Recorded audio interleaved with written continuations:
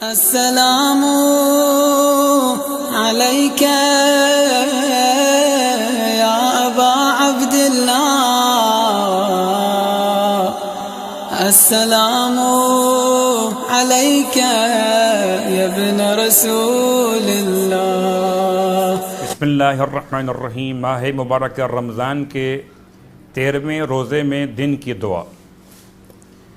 اللہم طہرنی فیہ من الدنس والاقذار وصبرنی فیہ علی کائنات الاقدار ووفقنی فیہ للتقى وصحبت الابرار بعونک یا قرۃ عین المساکین۔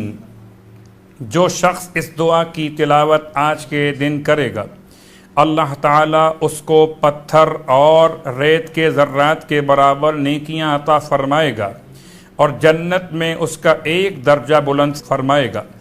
ماہ مبارکہ رمضان کے 13ویں روزے کا ثواب اللہ تعالیٰ اہل مکہ اور مدینہ کی عبادت کے برابر ثواب عطا فرمائے گا، اور مکہ اور مدینہ کے درمیان جتنے پتھر ریت کے ذرات واقع ہوئے ان تمام کے برابر انسان کے نامہ اعمال میں نیکیاں درج فرمائے گا۔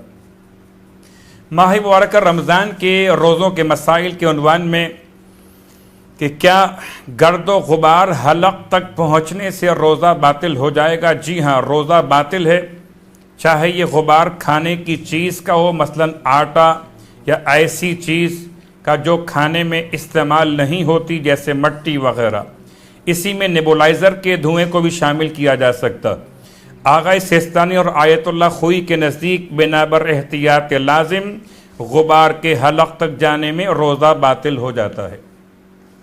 ماہ مبارک رمضان کے 13ویں رات کی دعا کہ جہاں پر مولا متقیان علی ابن ابی طالب علیہ السلام نے دعا سے پہلے نماز کے عنوان میں ارشاد فرمایا کہ اگر کوئی انسان اس رات میں 4 رکعت نماز پڑھے اور ہر رکعت میں الحمد کے بعد سورہ توحید 50 مرتبہ تلاوت کرے گا تو قیامت کے دن پلے صراط پر سے برق رفتاری سے گزارا جائے گا۔ رسول خدا صلی اللہ علیہ وآلہ وسلم اس رات میں یہ دعا پڑھا کرتے تھے، یا جبار السماوات و جبار الارضین وَيَا مَنْ لَهُ مَلَكُوتُ السَّمَاوَاتِ وَمَلَكُوتُ الْأَرْضِينَ وَغَفَّارَ الذُّنُوبِ وَالسَّمِيعُ الْعَلِيمُ الْغَفُورُ الْعَزِيزُ الْحَكِيمُ الرَّحِيمُ الصَّمَدُ الْفَرْدُ الَّذِي لَا شَبِيهَ لَكَ وَلَا وَلِيَّ لَكَ أَنْتَ الْعَلِيُّ الْأَعْلَى الْقَدِيرُ الْعَزِيزُ الْقَادِرُ وَأَنْتَ التَّوَّابُ الرَّحِيمُ أَسْأَلُكَ ان تصلی علی محمد وآلہ وان تغفر لی وترحمنی انک ارحم الراحمین۔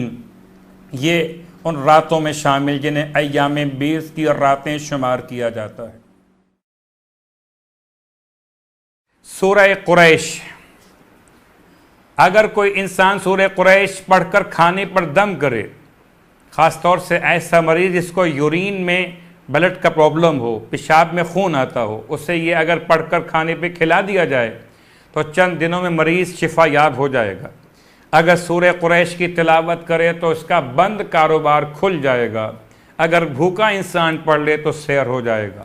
پروردگار سے التماس کہ خدا ہم کو ماہ مبارکہ رمضان کی دعا اور ماہ مبارک رمضان کے تلاوت قرآن کا شوق عطا فرمائے۔ والسلام علیکم ورحمۃ اللہ وبرکاتہ۔